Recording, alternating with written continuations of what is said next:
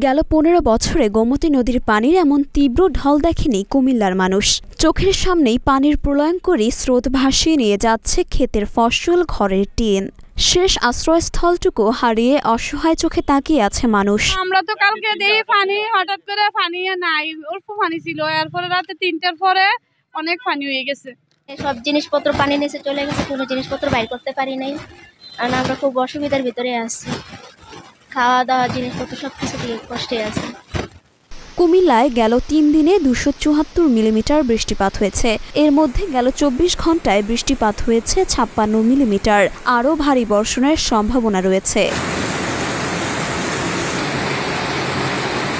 ভারতের ত্রিপুরার গোমতী নদীর উৎপত্তিস্থলে ভারী বৃষ্টিপাত হওয়ায় গোমতী নদীর পানি প্রবাহ বেড়েছে। বিপদসীমার উপর দিয়ে প্রবাহিত হচ্ছে পানি। শত শত বাড়িঘর জলমগ্ন হয়ে আছে। কোথাও কোথাও শুধু চোখে পড়ছে ঘরের চালটুকু, আর পুরো বাড়িটি পানির নিচে তলিয়ে গেছে।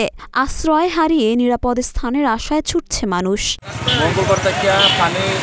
খুবই বাড়তেছে বৃষ্টির পানি, পানি বাড়ে সম্ভাবনা আছে। ভারী বর্ষণে সৃষ্টি হওয়া তীব্র জলাবদ্ধতায় নষ্ট হয়েছে প্রায় ৪,০০০ একর ফসলি জমি। পানিতে ভেসে গেছে পুকুরের মাছ, হাঁস, মুরগি। এতে বড় ধরনের আর্থিক ক্ষতির মুখে পড়বে সেখানকার মানুষ। কুমিল্লার এই গোমতী নদী হুমকির মুখে।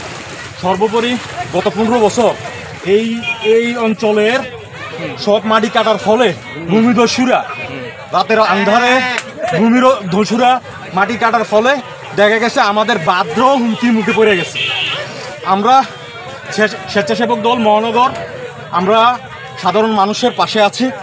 আমাদের দেশনায়ক তারেক রহমান এবং আমাদের নেতা হাজী আমিনুর রশিদ ইয়াসিন ভাই আমাদেরকে নির্দেশ দিয়ে দিয়েছে যেন সাধারণ মানুষের পাশে আমরা যেন দাঁড়াই। কুমিল্লার মানুষ আগের দিনও জানত না প্রবল শক্তি নিয়ে তাদেরকে পড়তে হবে ভয়াবহ জলোচ্ছ্বাসের মুখে।